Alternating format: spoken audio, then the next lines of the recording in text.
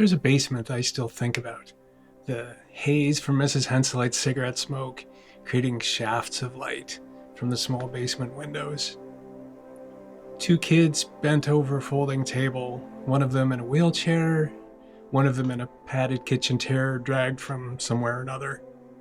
Both of them completely silent, both of them drawing.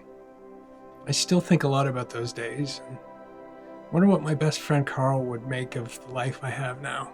Hey Carl, I made it. I'm a cartoonist. Unfortunately, I can't share this with him.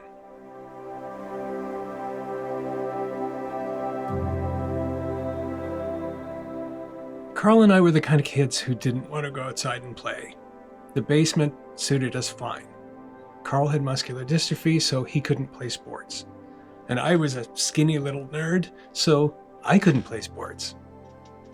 So that basement was perfect for us.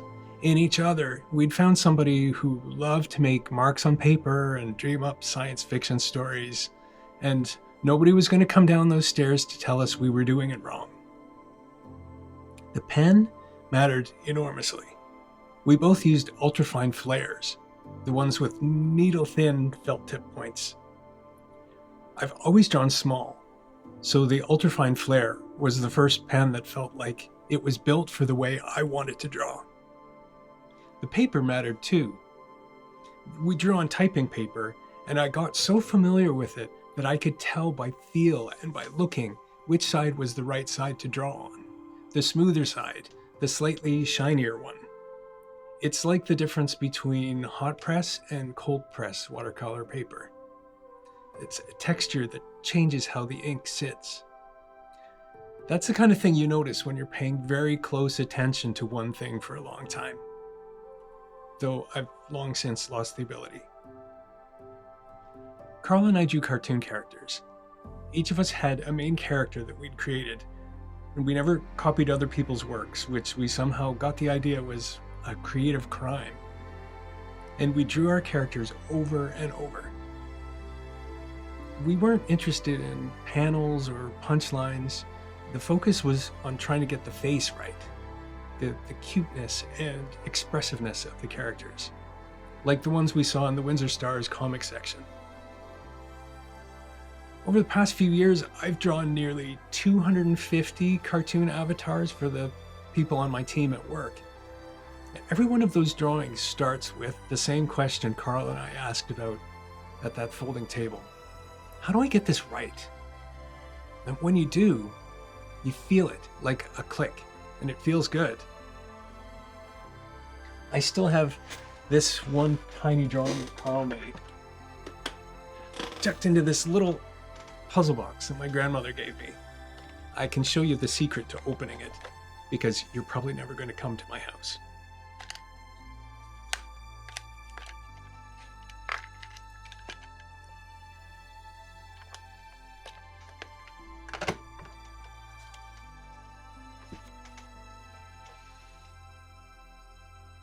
This drawing has gone with me from place to place for decades.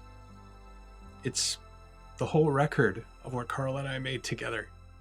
The only proof that those afternoons happened. The basement wasn't a consolation. It wasn't where we ended up because the outside world didn't want us. It was where we chose to be. We didn't know at the time that one of us was about to leave it. And then my dad came home one day and asked how we'd feel about moving to Prince Edward Island.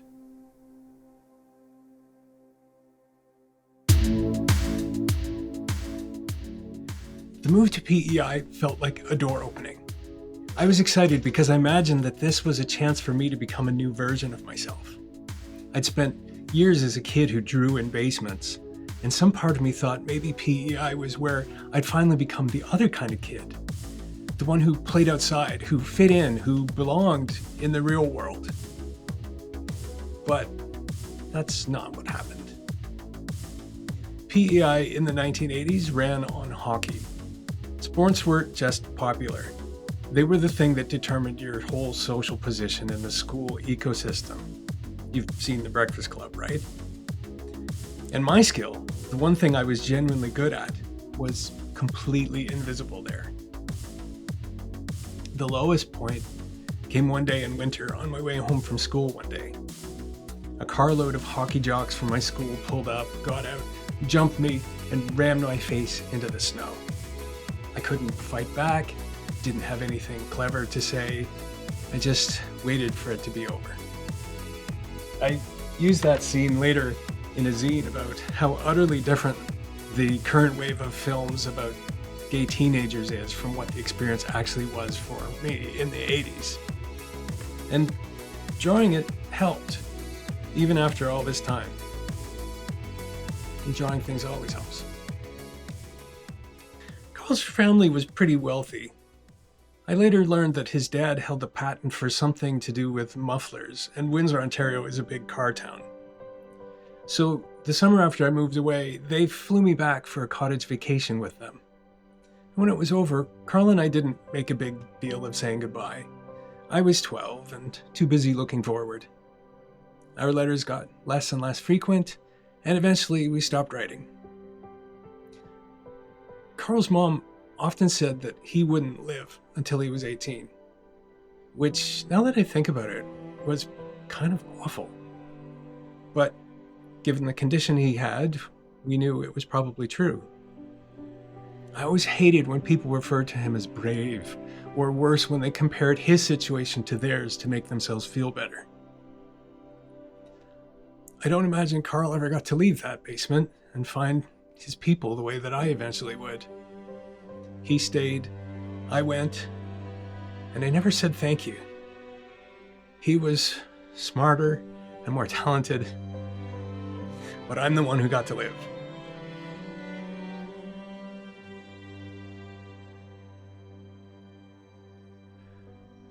Moving back to PEI 10 years ago, I wasn't looking for anything. I'd made peace, more or less, with being the kind of person who draws alone. That felt like the deal. People say, "You're so talented," even though I can always see the holes in my abilities. But I kept doing it, and it eventually got noticed by the right people and became my job. I didn't expect to find anyone else who speaks that particular language, and then I found the Charlottetown Comics Club. When we meet on Thursdays, the humor in that room is not safe. Nothing is off limits, nobody flinches, and the obscure references come so fast that you have to work to keep up. From outside, it might look like a group of people competing to out-weird each other, but spend an hour in there and you realize what's actually happening. These people are incredibly kind and supportive. They genuinely want each other to make good work and win at whatever they're trying to do. The moment I knew I'd found my people came from pens.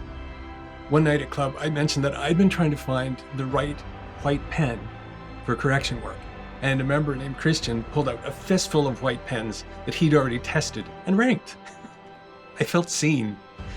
These people were fluent in the language that I'd been speaking since I was a kid at a folding table in Windsor. And thanks to the club's anthologies, I finally made some real comic books. What Carl started in that room with this cigarette haze and the typing paper, these people are keeping alive without even knowing that they're doing it. Carl gave me more than a hobby. He gave me a way of seeing and thinking about the world. I've had that with me for over 50 years. I just didn't know where to put the gratitude. And now I do. I never got to tell Carl what those afternoons meant. Don't make that mistake. Tell someone in your creative community what they mean to you. Tell them this week. Because us comics nerds, we gotta stick together.